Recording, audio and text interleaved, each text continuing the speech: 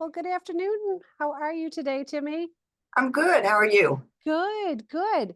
For those of you that are joining us for the first time, I am Melissa MacLeod. I'm here in my shop, the Wool and the Floss in Grosse Pointe, Michigan. And I am one of the co-hosts of the Pointing It Out podcast, where we bring all things needlepoint to hopefully lots and lots of stitchers. And today I have the pleasure of really honestly getting to know Timmy Schultz for the first time, really myself. We have interacted a little bit in electronic communication, but I don't think we've ever met in person. And I don't even know if we've ever talked until right now, but here we go. Needle pointers are always great people. So I know it's going to be fantastic. So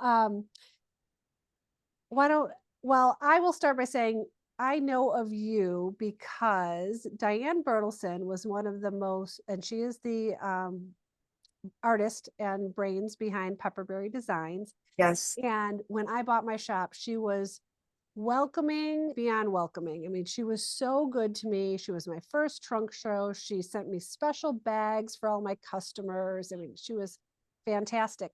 And she would always say to me, well, you know, Timmy writes all my stitch guides. I'm like, no, I don't know Timmy, but now then we will get into what's really happened and why I actually have gotten to know you. But yeah, I've heard of you a lot from Diane, who's I have the utmost of respect for. But why don't we back up and talk a little bit about you and your background, and then we'll get around to the fact that you do write stitch guides and you write books and you teach and all sorts of other things. Sure. So where are you right now? I'm in my home in Torrance, California. Okay. And I'm embarrassed. I don't know California geography as well as I should. So We're how in the north? South Bay, Okay. South Bay area outside of Los Angeles. Okay. Nice, nice. So it's always 70 degrees and sunny, right? It's a little hot here today, but for me. It always sounds like it's perfect. My son lived in San Diego for about a year and a half, and I said, "Aren't you going to miss the weather?" And he's like, "I will, but honestly, it gets a little boring when it's sunny and 70 every day." And I wanted to about strangle him. So I'm like, "Yeah, that's a pretty good problem to have, my dear, for sure." Well, good. And are we talking to you from your home? Yes. Okay, good to know. Good to know.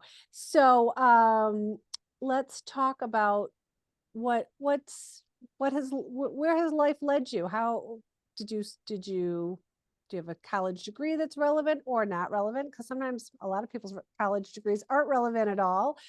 Past professional experience, like kind of walk us through the brief Well, life of Timmy. I started needlepointing at about the age of 7 when my mother gave my sister and I the famous Penelope canvas with the rose in the middle, and then all you did was the background. And And so I'm probably just enough younger than you that I didn't live through that era because I also started stitching at that age. And I just can't understand it because it's like the fun stuff was done and the boring stuff was left. So why was that? I Do you don't understand know, but it? I just loved it. And my sister got one and I got one. And so I stitched both of them because she didn't want to do it. So that's how I actually got started in it. And then I went on to, I love crewel embroidery. It's kind of hard to find now, but I did a lot of crewel embroidery.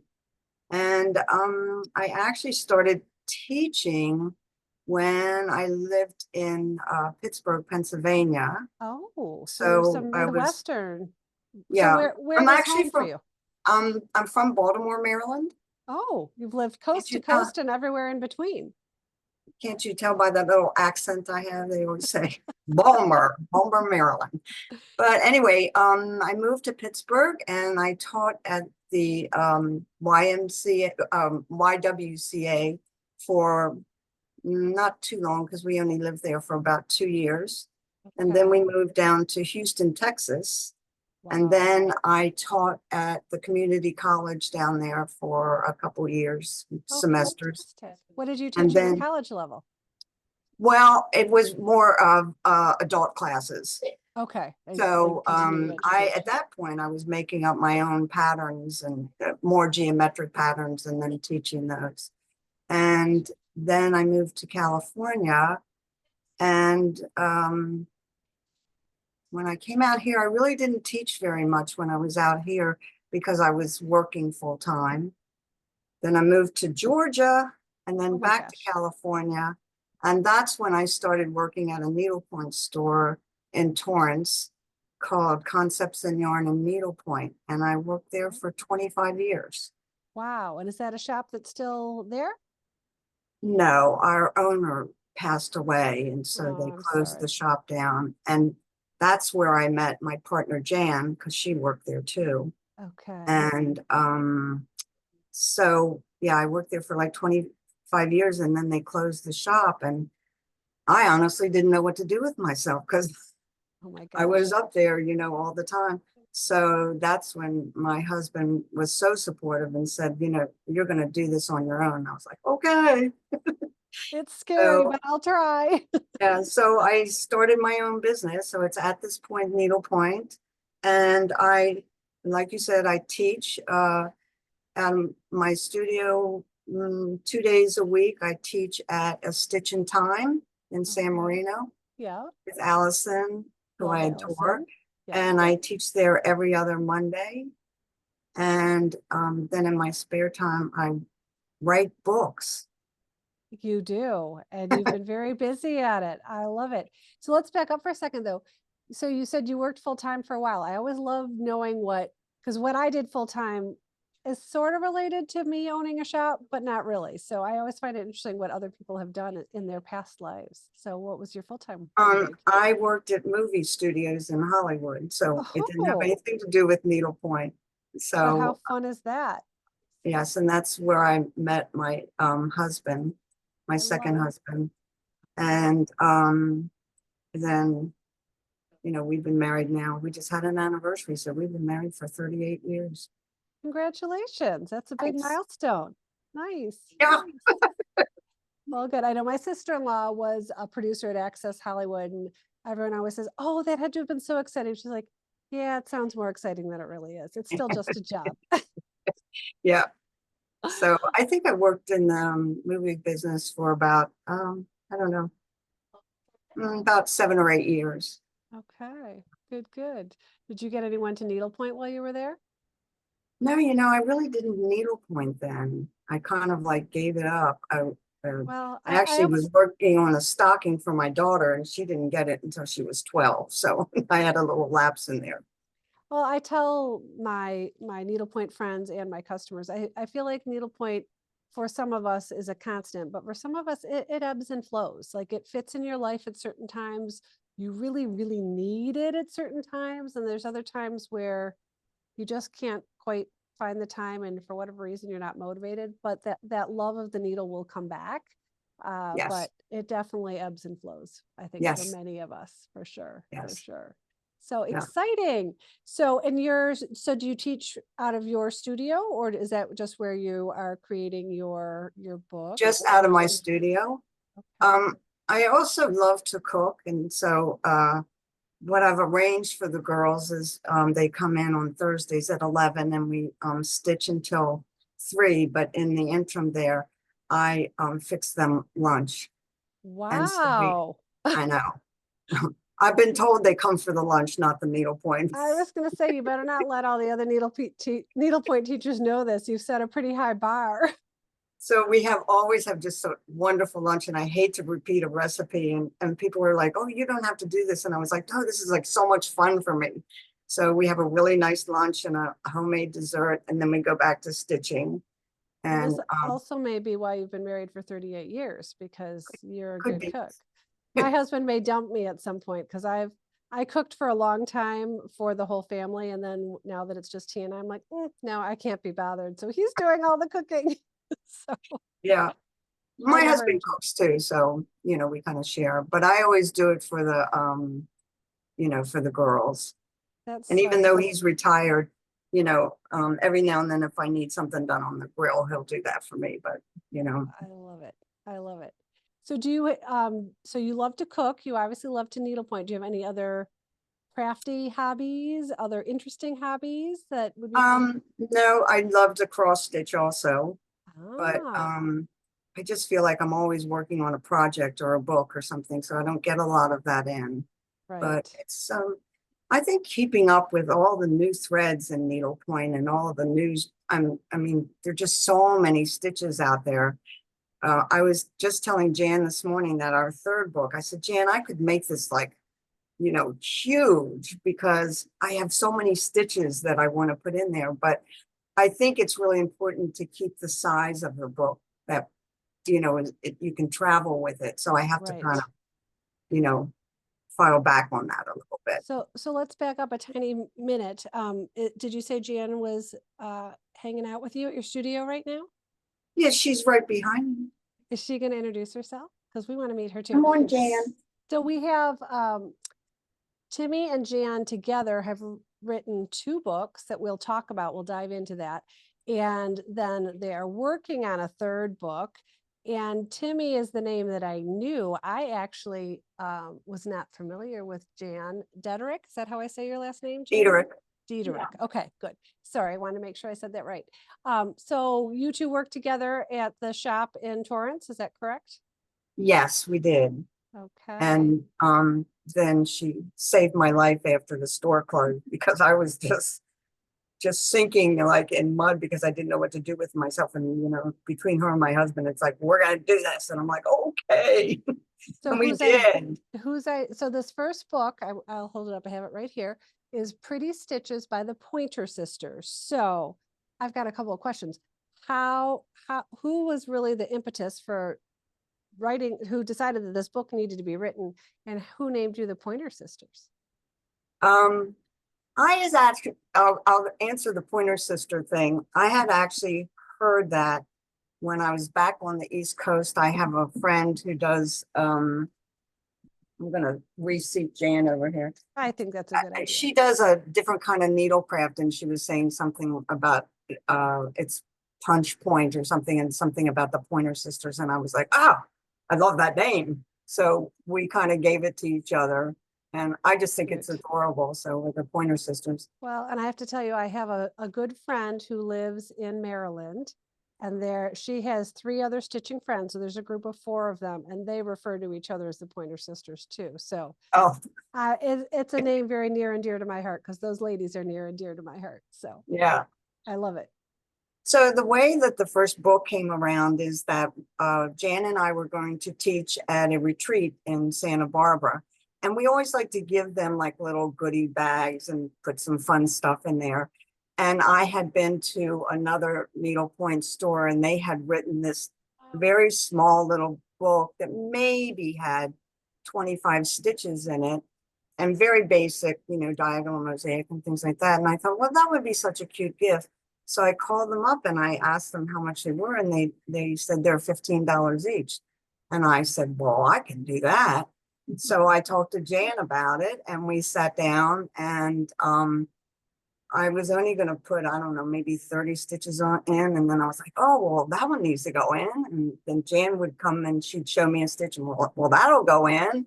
So it got to be a lot bigger, but I love the size of it still because it's a very good one to travel with. And I should show you guys. So here's my hand, and here's the size of the book. So it is a half of a piece of paper, not even, smaller than that. So it is a really nice size. And I love, love, love that you guys are using spirals. Nothing makes me happier than a needlepoint book with a spiral on it. Because if it doesn't have a spiral, chances are I'm taking it to Staples or Office Depot and asking them to put a spiral on it. So that's fantastic. So who would you say your audience is for this particular book? Because it's I would say more general stitches, or how would you define it? I think it's I would say beginner intermediate stitches. I tried not to do everyday stitches in that. We tried to come up with a little bit more. The one thing is really, this was never going to go on the market. It was just going to be a gift for, you know, our girls in Santa Barbara. So when we were writing the book, I didn't number any of the stitches. I used arrows on my program. And then all the girls in Santa Barbara was like, we need numbers. We have to have numbers in here. So the second book, you'll notice, has numbers in it. Yes. And arrows too sometimes. And I also love that we brought color into the book. Well, I was going to bring that up. I think there's a couple really nice things for the stitcher. So hopefully you don't mind me showing this page. This happens to be combination crosses. And I know you and you're probably looking at it backwards, but actually somehow in the magic of Zoom, when this goes on YouTube, it turns forward. I don't understand that tech, but I don't need to. So, but yes, so you have, for 2-part stitches, you use 2 different colors. And for most every stitch, I don't know if that's exactly true. I think it's true. You put some really nice, helpful hints underneath them. Right. So this one, for instance, says this stitch is very good for small areas, packages, roofs, and vases. For the blue lines, use a thinner thread. Do white cross stitches first, then the upright cross stitches. So lots of really good information without like making people reading word like weary. Like I love a book with words, but I know not everybody does. And this I think fits like the exact sweet spot in that. So you've done Yes, a really, really nice job. You have a blank page on opposite of every page. What I know. tell us what your intent is. I know what my intent might be, but We felt like there were so many variations of a stitch. I mean, if you just look at the diagonal mosaic, you can do that 100 ways over. And I just felt if they had a piece of graph paper, you know, they could make notes or rechart it in a different way. Or if we used a bead and they wanted to use a bugle bead or, you know, a French knot, they could make their own notes over there about the stitch. so this page is combination crosses, and this is going to be combination cross variations. Right. Perhaps. The other thing I think is really useful, because I do my fair share of teaching too. And sometimes for some people, if they draw the stitch before they go to stitch it, like literally just like almost grade school where you used to copy the A's, you know, Yeah. Your brain gets it for some people. You know, everyone has a different learning style, but I think that Right. could be useful. And I apologize, I always forget that we're also on an audio platform. So I hope that when I've explained this, that this little book, when we've talked about the size, it is small. It does have a spiral. The colors on the stitches, when I said they're 2-colored, there's a blue for usually the second part of the stitch and white for the first part of the stitch. If you ever want a richer experience, any of our listeners can hop on over to YouTube and see us talking and see what we look like and all that good stuff. But I sometimes forget that we're on the audio platform. So apologies for that. So yeah, and how many, I should know how many stitches are in this book. There's a lot. I can't remember. Do you remember? There's I will tell you, there's over 100 pages. So, and there's pretty much a stitch every other page. So 137 divided by 2. I don't know if I can do that math on the fly. 60 68, some something like stitches. that. I Yeah. think it was 67 stitches. Yes. So really, and I would agree with you as a shop owner and someone who's spent some time with this book. If you're someone who's stitched for 50 years, this might not be 100% must have. If you've stitched for a year, I think it is a must have. Like it has some really, really great information in here. And again, like I think you've covered some basics, but you also have a lot of like just a little bit different stitches and really good information for how to use them, which I think is really helpful, really helpful. Right. So anything we missed on your first book? How long ago did you publish this? It was before COVID, wasn't it? It was before COVID. So I think it's actually, I don't have the book up here, but I think does it actually say it? Should I just I look? think it was copyright 2018. Am I right? 2020 now that I look. So thank you for telling me that. Well, there you go. But you were probably writing it in 2018 and 2019, right? Yeah. Yes, yes. And so is it your husband or is it Jan who kind of pushed you two over the edge to it was from a Jan gift? more on the books, not my husband. So our second book was also we came up with the idea because and I think we mentioned it in the beginning of the second book about how people really struggle with their backgrounds. And I can attest to that. Jan and I both feel like your background should not be your focal point on your canvas. It should be your background. And that's why I think so many people struggle with it. So that's how that book came up. I mean, we the name of this book too, it's of similar size for those that are listening to us and not watching. It is of similar size with a spiral again. And it has, of course, the darling little heart with the needle on the front again. But it says, "We have your back," pause. What do I want to say? Theatrical pause, ground stitches. So, and as a shop owner, I can tell you though, that's a question we get almost every day. Well, do you have a good idea for a background? right, And I think it's, you've done enough teaching to have realized this was something really needed in the marketplace. right, yeah. Yeah. So are these stitches that you kind of came up with just for this book, or did you dive back into old stitch guides you done, or? I think I did. We both kind of did. I think both of that, Stitches that we've used on different projects in my career. yeah, Fairly easy, nothing really super complicated. yeah. And Jan's been stitching for Ever. forever. That was, I was And just, she you can- read my mind. I was going to ask. She can do everything. She knits, she crochets, she makes dolls, she's Okay. so she's very talented. And so I just think we really work well together on things like this, and we throw ideas back. I do have to tell you though that it's all Jan naming the books.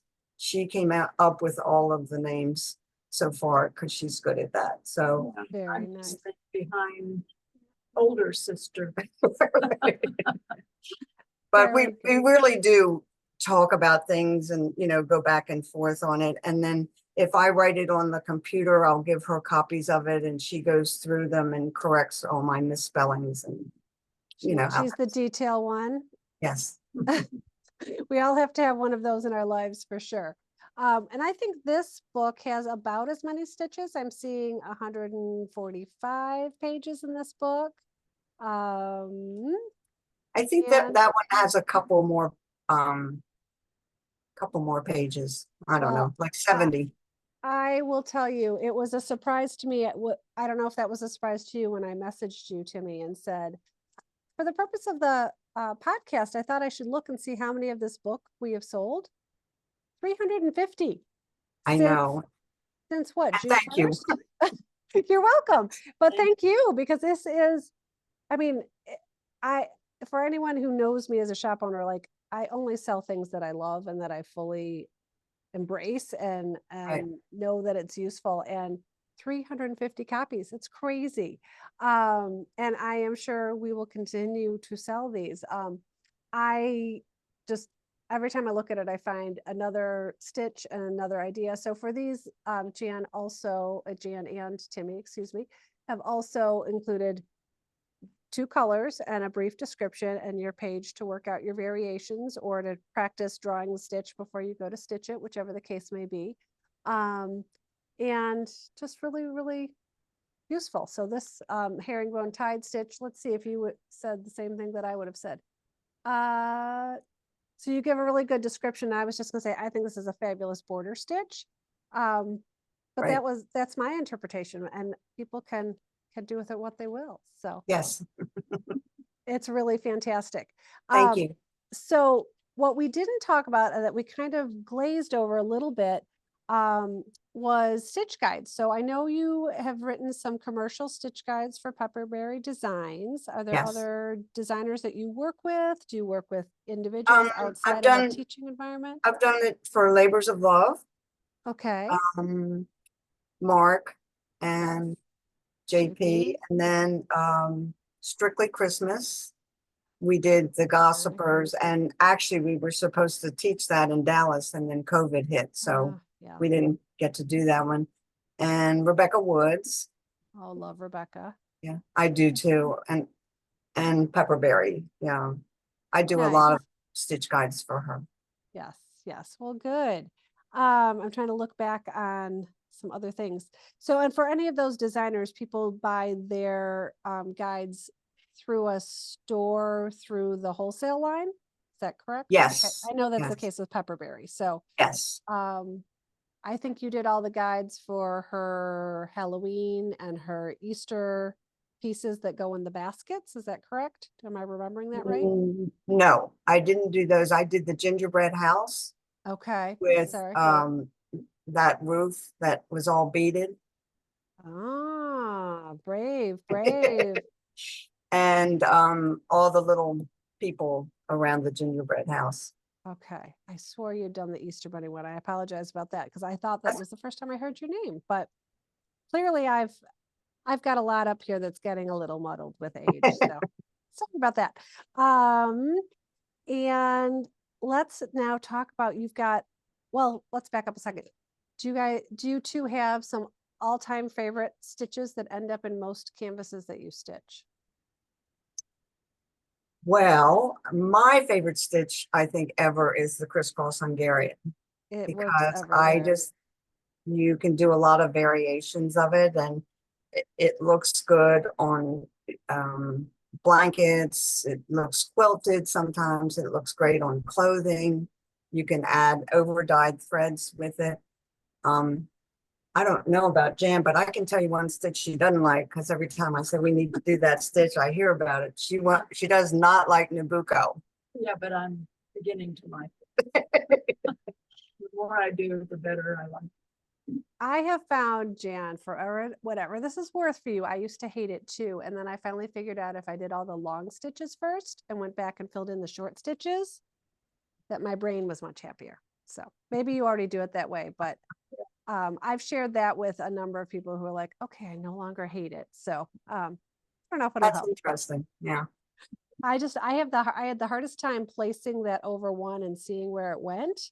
So for those of you who aren't familiar with Nobuko, in you two can correct me if I'm wrong. In a standard Nobuko, it's an over 3 on a true diagonal with an over 1 and an over 3 and an over 1 across the line.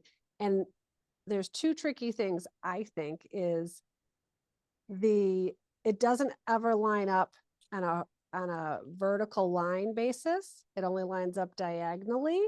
Yes. And that tricks a lot of people, I think. And like I said, for whatever reason, I can't get that over 1 in the right place until I've done a whole row of over 3s. And then the over 1s are really obvious, but Interesting. yeah, everyone's brains are different, which is what I kind of like, that your stitches aren't numbered in some ways, because there's really no wrong way to needlepoint, right? I mean, there's some Right. things that work out a little better than some other thoughts, but you do it how it works for you. And for everyone that's different. And sometimes I think the numbers kind of lock people in, and sometimes it's really important, and sometimes it doesn't really matter. But Yeah. Well, there are some stitches I really feel like you have to go by the numbers, like a waffle stitch, or yes. things like that. But some people just get lost without the numbers. And when you were talking about the Nabucco, when I used to teach down in Garden Grove in Orange County, and there was a girl there, and the way that she would put in the crisscross Hungarian, because everybody sees things different, she would put all the little tiny cross stitches in first, Wow. and then come back and put the long stitches in. And I was like, oh, my brain does not work that way, because I can't figure out what you're doing. I work mine on a diagonal, which everyone thinks is kind of funny, because most people, I think, work it in rows, and I work mine kind of like the stitches that are going this way, the other ones feed into it and tuck underneath. And so I kind of work on a diagonal, and it's a bit of a mess, but it all works out.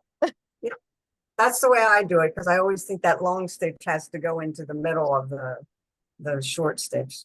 Yeah. So that's how my brain works on that one. Me as well. Me as well. So let's talk about book number 3, because we haven't talked about that yet. What's its focus? What did Jan name it? Okay, well, this is the cover, because we had our artist do the cover, and we really love the heart with the needle in it, so we're trying to keep with that theme. I love and it. Then, like I said, Jan came up with the name of it, and it's let's fill in the blanks on your canvas. Okay. So there will be I think, don't hold me to this, but I think there are about 10 to 12 chapters. And each chapter will be like grass or mountains or sky, clothing. I I can't think of all the ones that I've, oh, trees, leaves, flowers, water. And I'm trying, we're trying to do like about 10 stitches in each chapter so that, you know, I still have room in there to put the explanation underneath the stitch. The one thing that we have found that we can't do on this book is we can't put a piece of graph paper alongside the stitch because I'd have too many pages because I keep coming up with more stitches. So Jan and I decided that we would just take about 4 or 5 sheets of the graph paper and just put them in the back of the book, and then people could put some notes. But one of the interesting things is we weren't going to write this book. I've always wanted to write a book called Stitching and Bitching in the Kitchen. And I wanted it to be wonderful stitches and recipes. Oh, And, awesome. you know, kind of have a conversation throughout the book. But I realized that I couldn't keep it to the same size as we have our Right. books because I couldn't get a recipe in there. So I was struggling with it. And then I just went to Jan one day and I said, Jan, you know, this is not going to work out. You know, I just can't get recipes in there. So it was Jan's idea to come up with, let's do a book that has, you know, that we can, you know, do different parts of the canvas and people can just easily look it up and have a choice of 10 to 12 stitches that would fit in. Oh, So I can't wait. I can't wait. So do you have any idea on a timeline on that? I do, but don't put a gun to my head on this one. No, I'm it's, I'm I would say meeting it's with, just needlepoint. yeah, Jan and I are meeting with our IT guy on Saturday. I have well, we've written most of the chapters, so we only have like 3 more to go. It's just I just had to take like a week off because my brain charting stitches, I was going brain dead. So Yeah, charting anyway, stitches is not as much fun as stitching stitches. That's for sure. yeah. So we're hoping by August 1st or August 15th at the very latest, we'll have it at the printer finished and ready to go. Oh, wow. Okay. Well, I'm gonna make sure to touch base with you about that so I can put it up on pre-order as soon Well, as you know, we I'm going to send you one right away. I can't wait. I can't wait. I have a feeling it will be as equally well embraced as the background book for sure. So We are hoping so. good, good. Well, I have not brought in, and you and I were talking about this afterwards. I'm going to put this out on pre-order. The pretty stitches for some of the new-ish stitchers, I would say, not new and not long time, but this is a really good intermediary book, The Pretty Stitches by the Pointer Sisters. So I'm going to put that up for pre-order on our website. And I know we already have your second book in stock, and I can't wait for your third one. So that's so exciting. So do you think there's going to be this future life for your stitching and bitching in the kitchen? I don't know. I have to think, you know, you probably know that I write an article every issue for Needlepoint Now magazine. That's right. So, I did know that. I'd yeah, forgotten that though. so it's you get a recipe and a stitch in there. And so I've saved all my recipes, and I've saved all my recipes of cooking for these girls every Thursday. So I have it all. It's just I can't get the format in my head yet, and it'll come. It will come, is right, Yeah. for sure, for sure. Yay. Well, is there anything else that you want to share that we haven't covered? I do. I have some pieces here I wanted to show you. Oh, good. I would love because that. my husband has a 3D printer, and I think I'm the only needlepoint teacher that does this, but I'm not sure. So this is Labors of Love. So I taught this one in Dallas, and then this, can you see it? I can, and the reason you saw like a stunned look on my face is because guess what? I What? have met you. I was in that class. Oh, Because I was like, when you first popped on Zoom, I'm like, no, I do think she looks familiar, but I'm like, no, I don't know. I've not met her at market. Like I was going through all the things in my head, like it's not like you've been in someone's booth, but right. I took that class. Guess what? I haven't finished it. It's one of my whips, but Oh. so So for anyway, this is done with a 3D printer. And then I went to like a scrapbooking store and I got all the little candies and put them, am I getting that right in there? you are, and I just again want to back up a little bit for the people who are just listening on the audio platforms. Timmy has taught this fairly large. Is that the 13 mesh version or the 18 mesh version? 18 mesh. So I think it's 24 inches tall. Does that sound right? 18 inches? Works for me. Somewhere in there, around 20. We're gonna go with 20. So it is a large piece. And I can't remember what JP and Mark call it. Like they always have funny names. Maybe Jan Mr. has the name. Pumpkinhead. There we go. And Yeah. he is fantastic. And his ascot, is that what you call the front Yes. roughly piece? That's all lace that I just kind of ruched and Amazing. did a running stitch and put that one in. Yes, and your background stitch on that, as I recall, is pretty phenomenal. It's a little hard to see in here with a dark Yes. color, but And I think it's in the book too. oh, there you go. I think. And then this one, Jan and I did together, also Labors of Love. Oh, And all of this cart and the wheel is done on a 3D printer. so again, and a large then- stand up with a bunny, and he's holding this wheelbarrow that's fantastic, that has a little depth to it, so the carrots look like they're literally tucked inside. It's And fantastic. then Jan did this, because I was like, I can't do that. So So Jan, what is that? Is that ribbon? Is that some fabric? That's fabric. It's just fabric that I cut out, shaped that way, and took it to the back of the canvas and stitched it down. Fantastic. Really then- pretty. I just have one more. Oh, good. This is like the Labors of eye Love is candy. getting a lot of advertising today. We love JP. So Mark, this that's is good. the skeleton. And so this is done on the 3D printer. The And tombstone. then I just got ribbon on this that had wire in it and cut a hole in my canvas. And put And everyone's glue around. scared to death of that. Did you have to? So let's dive into that for just a minute, because this is everyone's fear in needlepoint, is they're going to cut a hole in their canvas, and what are they going to do? So in this case, it was intentional, but do you have to do something to make sure like that hole doesn't become a black hole and continue to grow? Yes. What happens with that? Jan, what do you do? You glue it around, reinforce it so it doesn't like run, grab. And it's, the time it goes through the finisher, it's pretty, it's not gonna move. So do you think you're using like E6000, something like that? That's a good one, but the other one that Jan and I like is from Joann's Aleen's fabric Okay. glue. Yep. So, and it dries clear. But I did get a little nervous putting a hole in my canvas. Those things do become very scary. Even like taking your laying tool and enlarging a hole, I'm still like, what's gonna I know. happen? Yeah, I But, know. you can't get anything like different and fantastic by doing the same old thing every day. So that's Nope. exciting. No, Oh, well, those were fun. So for people that again are listening, the last piece, JP and Mark from Labors of Love have an entire series of these large tombstone shaped, for lack of a better word, Halloween figures. There's a Bride of Frankenstein, there's a Frankenstein. You just showed us Mr. Bones and Mr. Pumpkinhead. Can you remember what else is in that series?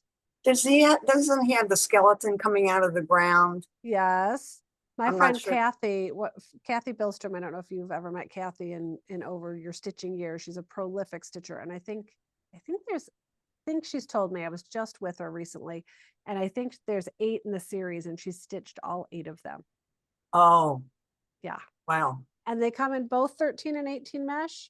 Yes. And the 13s are just 25% bigger. So you're not losing any definition or, Right. detailing, and they're fantastic. So I'm going to have to dig out my Mr. Pumpkinhead now, Timmy, that I know. Isn't that so funny? I know. And I did, I don't know, for any reason you were watching, Liz, who works for me, does a program on Tuesday mornings called Liz's Whips, Tips and Tricks. And then she woke up with COVID. So I covered for her. And so she said, I need you to find your grandmother's scissor case. And so I had to dive into my started but not finished canvas closet. I had bags over my entire room, digging through every bag, looking for my grandmother's scissor case that I did finally find, but I did come across that piece and I was like, I need to get back to that. So now I'm doubly motivated. Great, great. So yes, okay. Well, oh, that was so much fun. I am so excited for your new book, and I didn't realize it was coming out so soon. So that's even more exciting. So Well, I think we have a mutual friend, Julie Vergie. yes, I love Julie. She was I just love Julie. here. Oh, how fun. Yeah, she was I've just here for our appointed her retreat. my manager now. That's a joke. We tease about it. She's actually in Rwanda right now, but she was the one that kept telling Jan and I, you need to get on that book, you need to get on it. So that was Julie's fault. I will send her my thanks too. I do talk to her every probably 6 weeks or so. So she is fantastic. As a matter of fact, she and Kathy that I was just talking about were both at the Pointing It Out podcast retreat in May and met each other in Detroit. So like I said, there's never, I've yet to meet a stitcher I don't like. So we are. That is true, isn't it? All very, very, very fortunate to be a part of this welcoming, open, lovely community. And I'm thank my lucky stars every day that I'm no longer a retirement plan consultant and that I am a Needlepoint store owner. Isn't that fun? For sure. Well, Jan and I are going to surprise you one day and just walk into your shop, okay? Oh, nothing would make us happier. That would be fantastic. You can deliver your new books to us. Oh, there you go. There you go. That would be Safe really posted. fun. There we go. I love it. Good. Well, thank you so much for taking time out of your busy days to spend time with us. And I hope everyone has gotten a little flavor for your current books and your book to come. And if they're not a part of every Stitcher's library, should be. So we appreciate that.